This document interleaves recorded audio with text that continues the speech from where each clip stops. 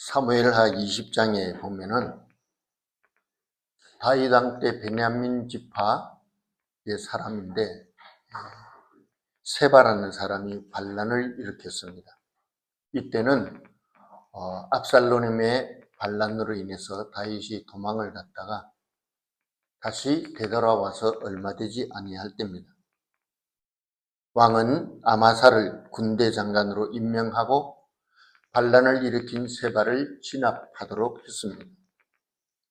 그런데 그때 아마사의 사촌 형제인 또 다른 군대 장관인 요압이 아마사를 보고 반가운 척 하다가 다가가서 인사를 하는데 한 손으로는 아마사의 수염을 잡고 다른 한 손으로는 감추고 있던 칼을 꺼내서 그의 배에 깊숙이 찔렀습니다. 방심하고 있던 아마사는 그 칼에 의해서 창자가 다 흘러나와서 그야말로 사방이 피바다를 이룬 채 죽고 말았습니다. 그의 죽음이 너무 처참한 나머지 지나가던 사람들이 자신들의 겉옷을 벗어서 시체를 가릴 정도였다고 합니다. 그리고 요압은 아마사를 대신해서 세바의 반란을 진압하게 됩니다. 요압 장군은 다윗 왕의 충성된 부하였지만 왕은 이 일을 평생 잊지 않고 기억하고 있다가 이제 임종에 이르러서 아들 솔로몬 왕에게 유언을 합니다. 요압을 절대 그냥 두지 말고 그에게 반드시 죗값을 물도록 하라고 열왕기상 2장 5절 이하에 말씀하고 있습니다. 솔로몬은 아버지의 유언대로 성전 안에 숨어있던 요압 장군을 끌어내서 죽이고 말았습니다. 요압은 다윗이 나라를 세우는데 1등 공신이었습니다. 그러나 왕의 뜻을 거역하고 질투심에 넘쳐서 자기 형제를 잔인하게 죽였고 다윗은 이 일에 대해서 심판을 내린 것입니다. 인류의 역사를 보면 배신의 역사라고 해도 과언이 아닙니다. 예수님도 12 제자가 있었지만 예수님이 체포당하고 어려운 상황에 빠졌을 때 그들은 다 예수님을 버리고 도망갔습니다. 그 가운데 가룟 유다는 예수님을 은 30냥에 팔아 넘기기로 약속을 하고 대적자들이 다가올 때 예수님이 누군지 알리기 위해서 가까이 다가가서 배신의 키스를 날렸습니다. 한 왕조가 무너지거나 한 민족이 멸망하는 것도 대부분이 이 배신의 행위를 통해서 일어났습니다. 지금 대한민국의 현실이 바로 배신의 배신을 거듭하는 역사요. 국가와 민족은 그야말로 바람 앞에 등불 상태에 빠지고 말았습니다. 이렇게 된 원인은 인간이 가지고 있는 가장 악하고 더러운 욕망 때문입니다. 정치가들이 정당한 방법으로는 결코 자신이 원하는 것을 얻을 수 없기 때문에 그래서 수단과 방법을 가리지 않고 짐승의 마음을 가지고 달려가고 있는 것입니다.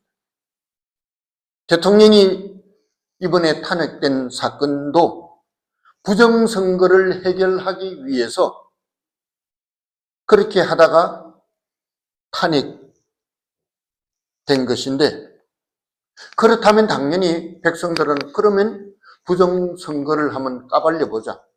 이 문제를 해결하고 다음 순서로 나가야 되는데 그 문제는 해결하지도 않고 6월 3일 날 대선을 치른다고 하니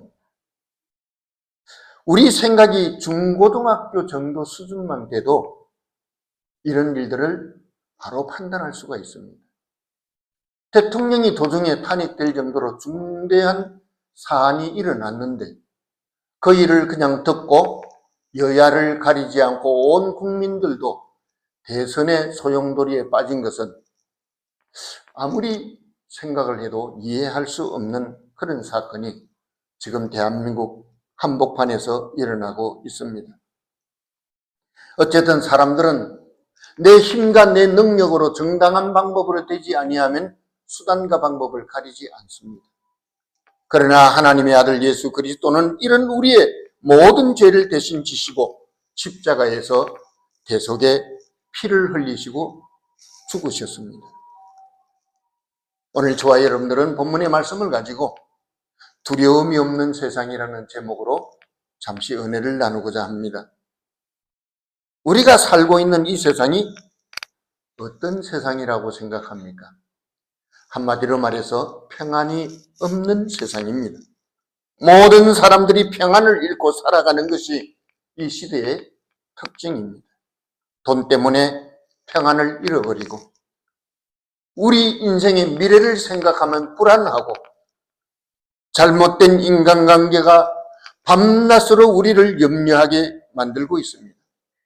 그리고 일본은 어떻습니까? 난카이 대지진이 임박했다고. 언제 일본 열도를 뒤흔드는 엄청난 지진과 해일이 우리를 덮칠지 알지 못하는 그런 상황에 일본 사람들의 마음에도 평안을 잃고 말았습니다. 그리고 예측할 수 없는 미국 대통령의 좌충우돌하는 통치 방식에 지금 전 세계가 전전긍긍하고 있고 물가는 물가대로 끝없이 올라가다 보니 삶의 질이 점점 하락하고 있습니다. 대한민국은 중공의 속국이나 공산화의 위험이 있다고 하면서 사방이 두려움에 빠진 상태입니다. 여러분, 이런 일들이 일어나고 있는 원인이 어디에 있다고 생각합니까? 물질이나 환경이 우리를 고통하게 하는 것은 아닙니다. 미래나 잘못된 관계가 우리를 불안하게 만드는 것도 아닙니다. 하나님 앞에 우리가 불순종했기 때문에 그 죄가 우리를 고통하게 만들고 저와 여러분들의 죄가 오늘날 이 시대를 이렇게 불안과 공포와 고통 속에 빠지게 만든 것입니다. 왜 그렇게 말할 수 있습니까? 우리가 인류의 조상 아담과 하와를 보면은 거기에 답이 나옵니다. 그들의 고통이 어디에서 왔습니까? 왜 그들은 그 살기 좋은 낙원에서 에덴 동산에서 추방될 수밖에 없었습니까? 마귀의 유혹이 넘어가서 하나님의 말씀에 거역하고 불순종했기 때문입니다. 그래서 죄가 인류를 죽음으로 몰아넣었고 죄가 주는 두려움과 염려와 질병과 실패를 우리가 안고 살게 되었기 때문입니다. 그런데 오늘 본문에서 부활하신 예수님이 마리아와 여인들을 만나서 제일 먼저 하신 말씀이 무엇입니까? 평안하라는 것입니다. 헬라어로 에이레네라고 그렇게 하죠. 마태복음 16장 21절에 보면 예수님이 이렇게 말씀하셨습니다. 이때로부터 예수 그리스도께서 자기가 예루살렘에 올라가 장로들과 대제사장들과 서기관들에게 많은 고난을 받고 죽임을 당하고 제3일에 살아나야 할 것을 제자들에게 비로소 가르치시니라 그랬습니다. 17장 23절에도 보면 자신이 죽임을 당하고 제3일에 살아나리라고 말씀하셨습니다. 그런데 이 말씀을 듣는 모든 제자들은 근심했다 그랬습니다. 평안을 잃어버렸다는 것이죠. 마음이 불안했다는 것입니다. 예루살렘에 올라가서는 길에도 거듭거듭 예수님은 제자들에게 똑같은 말씀을 하고 계십니다. 그런데 이 말씀을 듣는 제자들은 어떻습니까? 예수님의 말씀보다는 자신들의 생각과 경험, 그리고 세상 사람들의 말과 경험을 더 믿었기 때문에 예수님이 부활하셨다는 그 소식을 허탄한 말로 들었다고 했습니다. 마가복음 16장 11절에는 그들은 예수의 살으셨다는 것과 마리아에게 보이셨다는 것을 도무지 믿지 아니했다고 말하고 있습니다. 여러분, 문제가 뭡니까? 불신입니다. 불신이 그들을 두렵게 만들었고 제자들을 염려하도록 했던 것입니다. 물론 객관적으로 보면 그 새벽에 무덤에 갔는데 무덤 문이 열려 있고 누군지도 모르는 낯선 사람이 나타나고 예수님의 시체는 온데간데가 없으니 여인들의 가슴에 놀랄만도 하겠죠. 그런데 죽은 줄로만 알았던 그 예수님이 또 갑자기 자기들 눈앞에 나타났으니 놀라는 것은 당연한 일입니다. 그리고 예수님의 제자들은 스승을 잃어버린 그 슬픔으로 인해서 염려에 빠졌고 두려움 가운데 있었습니다. 이제 우리는 어떡하지? 종교 지도자들이, 유대인들이 우리를 가만 내버려 두지 않을 텐데 두려웠습니다. 그리고 새벽같이 찾아간 예수님의 무덤은 열려 있었고 그 안에 시신도 사라지고 없었으니 얼마나 놀랐겠습니까? 그래서 예수님은 첫 번째 만난 여인들에게 평안하라고 말씀하는 것입니다. 우리가 세상을 살아보면 인생의 보람과 기쁨과 소망은 잠시뿐입니다. 우리는 사실 더 많은 시간 평안이 없이 살았고 근심과 고통에 빠져서 얼마나 많은 세월을 살아왔습니까? 사실 인생 산다는 것이 참 힘든 것은 사실입니다. 그래서 사람들은 생각합니다. 왜 우리 인생이 이렇게밖에 살 수 없느냐 하는 것이죠. 이유는 한 가지입니다. 죄가 세상 가운데 들어왔고 그 죄가 우리를 사로잡고 말았기 때문입니다. 이 죄가 인간에게 죽음을 가져왔습니다. 이 죄가 인간에게 오는 온갖 좋은 것들을 다 빼앗아갔기 때문입니다. 이 죄가 하나님과 우리 사이를 갈라놓고 말았기 때문입니다. 죄로 힘든 이 세상은 당장은 우리에게 좋은 것을 주는 것처럼 유혹하지만 나중에 보면은 우리에게는 모든 좋은 것을 다 앗아가는 것이 죄의 세력입니다. 내가 어느 정도 성공했다고 싶었는데 어느 날 갑자기 욥처럼 고난이 닥쳐옵니다. 모든 것이 다 무너집니다. 그래서 피땀 흘려 번 재물도 하루아침에 빼앗아가고 건강했던 육신도 하루아침에 무너져 내립니다. 심지어 사랑하는 사람도 내 품에 있는 자식까지도 빼앗아가는 것이 죄 많은 세상의 현실입니다. 그래서 이 세상은 우리가 살면 살수록 늘 슬프고 고통스럽고 허무하고 평안이 없는 것입니다. 그렇다면 우리가 세상에서 어떻게 해야 평안을 얻을 수 있으며 어떻게 해야 참 기쁨과 감사로 충만한 삶을 살 수가 있겠습니까? 요한복음 14장 27절에 보면 예수님이 제자들에게 이렇게 말씀하셨습니다. 평안을 너희에게 끼치노니 곧 나의 평안을 너희에게 주노라.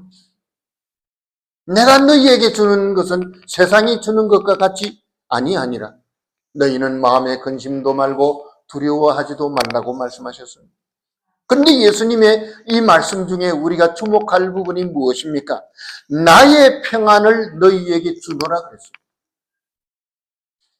우리는 아침에 사람들을 만나면 인사하죠. 안녕하세요. 일본에서는 오하요 고자이마스. 미국 사람들은 굿모닝. 그런데 여러분 어떻습니까? 이런 모든 인사들은 우리가 상대방에게 평안을 주는 인사입니까? 아닙니다.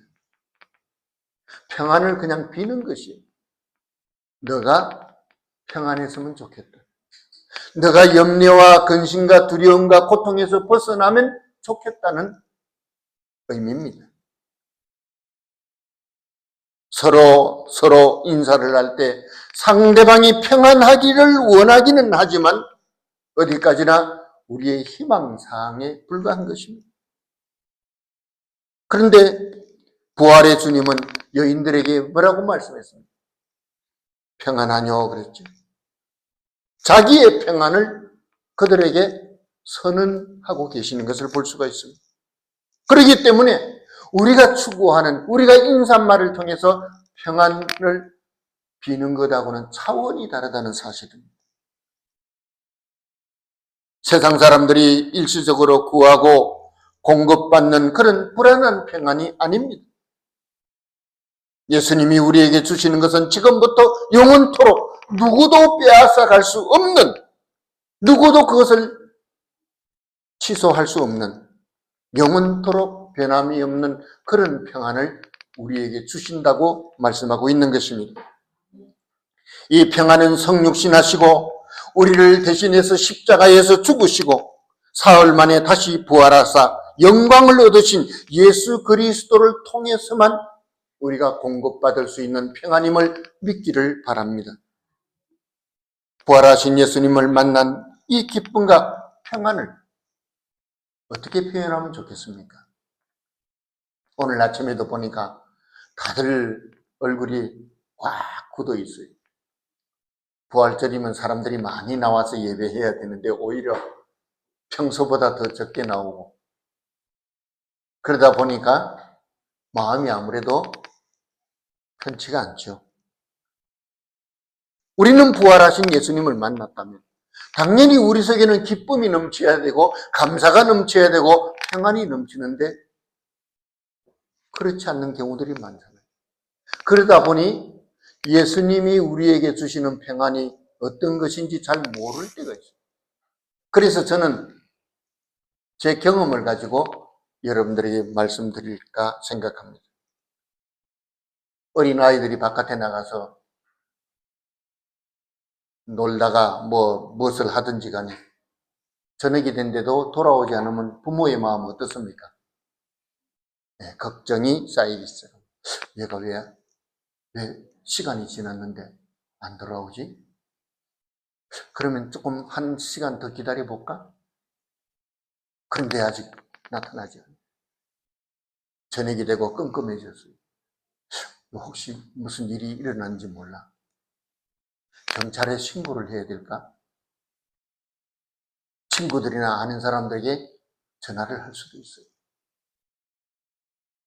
시간이 지나면 지날수록 부모의 마음은 두렵습니다. 상상할 수 없는 것들을 막 상상해 가면서 무슨 사고가 난지 몰라. 큰일 났구나. 공포와 두려움과 불안에 빠지죠. 그게 부모님의 마음이에요. 아이들은 내가 조금 늦게 들어갈 수도 있는 것이지 엄마 아빠는 뭘 그런 걸 가지고 그렇게 얘기하지만 그게 부모님의 마음. 그런데 여러분, 밤에 시간이 제법 되었는데 문이 드르륵 열리면서 엄마 아빠 나 왔어. 그러면 어때요? 지금까지 마음에 쌓였던 불안과 근심과 염려와 고통이 일시에 다 사라져요. 여러분들 그런 경험이 있으시죠? 부활하신 주님을 만났을 때 우리가 누리는 기쁨과 평안이 바로 그런 것이에요. 죄로 말미암아서 억눌려 있고 그 죄가 우리를 너무너무 고통하게 만들고 인생을 무겁게 만들었는데 주님이 우리에게 평안을 주실 때 그런 현상이 일어나는 것이에요. 마음의 무거운 짐도 다 사라지고 온갖 일어나서는 안 될 그런 일들을 상상하면서 있다가도 나와서 그 소리를 듣는 순간에 그것들은 다 온데간데 없이 사라지는 것이에요.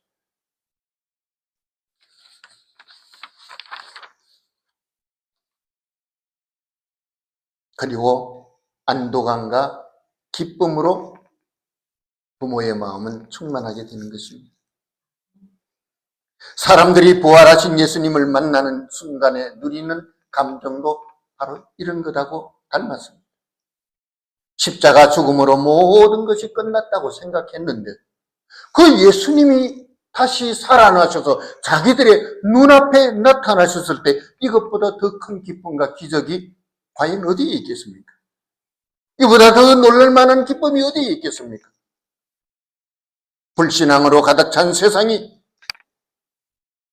예수님의 제자들과 여인들로부터 기쁨을 앗아가고 말았는데 그분의 죽음이 모든 것을 빼앗아간 것처럼 느꼈는데 그 예수님이 죽음을 이기고 부활하심으로 말미암아 다시 그분의 모습을 배웠을 때 그들은 잃어버렸던 평안과 기쁨을 회복할 수가 있었던 것입니다. 바로 이것이 부활의 복음을 믿는 자들의 받는 은혜요 축복인 줄 믿습니다. 다시 사신 예수님을 만난 제자들은 기쁨과 평안에 넘쳤습니다. 그러나 여러분 보십시오. 그 무덤을 지키던 사람들은 어떻게 되었습니까? 무덤 문이 열리고 그 무덤 속에 있어야만 할 예수님의 시체가 보이지 아니했을 때 그 무덤을 지키고 있던 군병들과 이를 그렇게 만들었던 정치적인 이 종교 지도자들의 마음이 어땠을까요?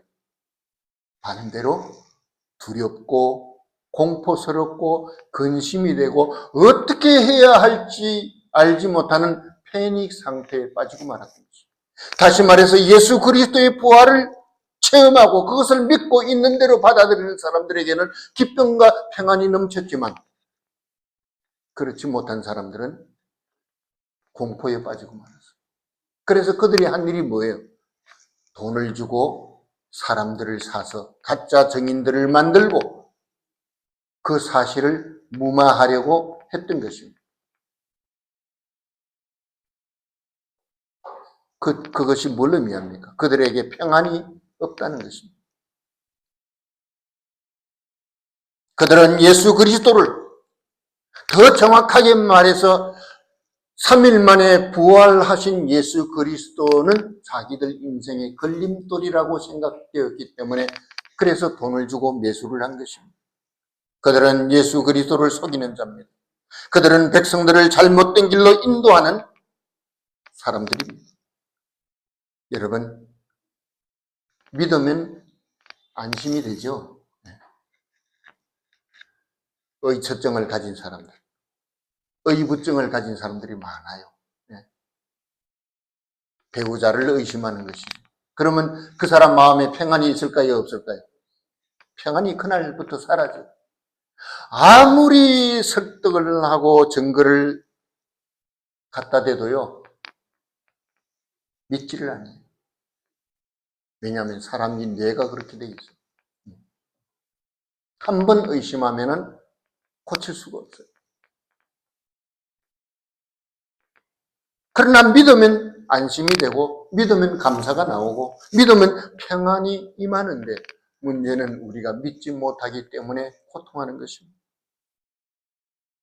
오늘 이 본문을 통해서 우리가 알아야 할 것이 있습니다. 첫째는 예수님은 거기에 계시지 않는다는 사실. 여전히 예수님이 무덤 안에 계셨더라면 부활을 맛보지 못했을 것이고 사도 바울의 고백대로 우리는 이 세상에서 가장 불쌍한 자가 될 수밖에 없는 것입니다. 다시 말해서 예수 그리스도의 부활은 사람의 힘으로는 막을 수가 없는 것을 의미하는 것입니다. 사망의 권세, 그 무덤이 어떤 능력을 가진다 할지라도 하나님의 아들 예수 그리스도를 죽은 자 가운데서 그 하나님이 일으키시는 일을 막을 권세는 없다는 것입니다. 그러므로 예수 그리스도는 지금도 믿는 자들 가운데서 살아 역사하시고 사랑하는 하나님의 백성들을 축복하시는 줄 믿습니다. 두 번째는 말씀대로 살아나셨다는 사실입니다. 사람들은 예수님의 말씀을 믿지 않았어요. 제자들조차도 믿지 않았습니다. 여자들이 전해준 말도 제자들은 허탄한 말이라고 여겼습니다. 그러나 예수님은 그들이 믿든지 안 믿든지 간에 세상이 어떻게 반응하든지 간에 상관없이 예수님은 자기가 말씀하신 대로 행하시는 분이었어요. 내가 죽은 지 3일 만에 살아날 것이야. 말씀 그대로 예수님은 부활의 영광을 얻으셨습니다. 중요한 것은 바로 이것입니다. 오늘 저와 여러분들도 이 언약의 말씀, 주님의 말씀을 믿고 그 말씀을 붙들면 우리도 부활의 영광을 얻을 것이요 말씀에 기록된 놀라운 축복이 우리의 삶에 임하는 줄 믿습니다. 셋째는 9절에 기록된 대로 부활하신 예수님을 만나는 것입니다. 참 우리 인생을 보면은 만남이 굉장히 중요해요. 우리가 잘못 만나면 인생이 꼬이잖아요. 어제 한국 뉴스에 보니까 20대 부부가 아니라 막 그냥 동거를 하는데 이 여자가 남자를 못 믿는 거예요. 그래서 잠자는 남자를 칼을 들고 가서 막 찌르고 아주 그냥 뭐 피투성이가 되고 난리가 나. 평안을 잃어버렸으니까 그런 일들이 많아요. 또 며칠 전에는 또 60대 할머니 할아버지가 또 할머니가 할아버지를 죽이기 위해서 1년 동안 뭘 했냐면 헬스클럽에 나가서 근육을 키웠어요. 그리고 범행을 저질렀어요. 이 평안을 잃어버린 사람들, 그 사람들의 모습을 단적으로 볼 수 있는 사건이라고 생각했습니다. 그런데 우리는 부활하신 예수님을 만났습니다. 그분의 음성도 들었습니다. 만남의 축복은 중요한 겁니다. 저와 여러분들이 오늘 이 시간에도 이곳에 주님이 몸된 교회에 나와서 예배하는 목적이 뭡니까? 부활하신 주님을 만나기 위해서. 그분을 통해서 모든 죄짐을 내려놓고 영원한 평안과 영원한 생명을 누리기 위해서 나온 것입니다. 그래서 믿음의 사람들이 고백하는 일관된 공통점이 뭐예요? 내 인생에서 예수님 만난 것보다 더 큰 사건은 없다는 것입니다. 만남이 중요한 것입니다.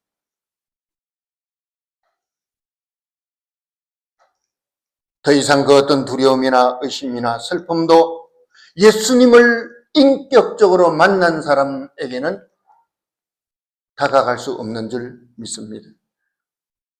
우리 힘으로는 죽음을 이길 수 없잖아요. 우리는 세상이 주는 두려움과 슬픔을 지울 수도 물리칠 수도 없습니다. 그러나 부활의 주님을 만나면 이 모든 것들이 다 물러가고 주님의 평안이 우리의 삶을 지배하는 줄 믿습니다. 왜 그렇게 말할 수 있습니까? 예수 그리스도의 부활은 그 어떤 사람도 새롭게 하며 그 어떤 저주받은 환경이나 문제에도 넉넉히 구원하는 힘이 있기 때문입니다. 그래서 고린도후서 5장 17절에 사도 바울이 뭐라고 말하고 있습니까? 그리스도 안에 있으면 새로운 피조물이라 이전 것은 지나갔으니 보라 새 것이 되었도다 그랬습니다. 부활하신 주님을 만나면 새 사람이 됩니다. 이 말씀은 예수 그리스도를 영접하면 하나님 자녀가 되는 권세를 주신다는 약속의 말씀인 것입니다. 생각해 보십시오. 우리에게 부활의 신앙이 없다면 우리는 두려움을 물리칠 수 없습니다. 세상 사람들하고 똑같은 삶을 살 수밖에 없습니다.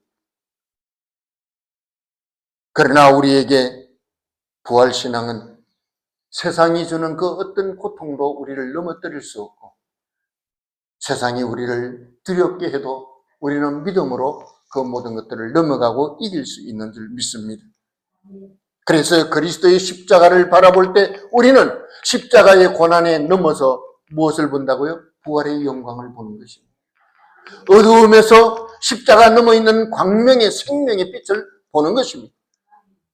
부활의 신앙을 소유하면 그 어떤 슬픔과 두려움과 고통도 극복하고 이길 수 있는 줄 믿습니다. 부활 신앙은 두려움을 물리치고 아무리 많은 것을 잃어도 잃은 것보다 더 귀한 것을 다시 얻을 수 있는 믿음을 가질 수 있으며 그 어떤 환경과 조건도 극복하고 주님과 더불어 영원한 승리를 얻는 줄 믿습니다. 기도하겠습니다.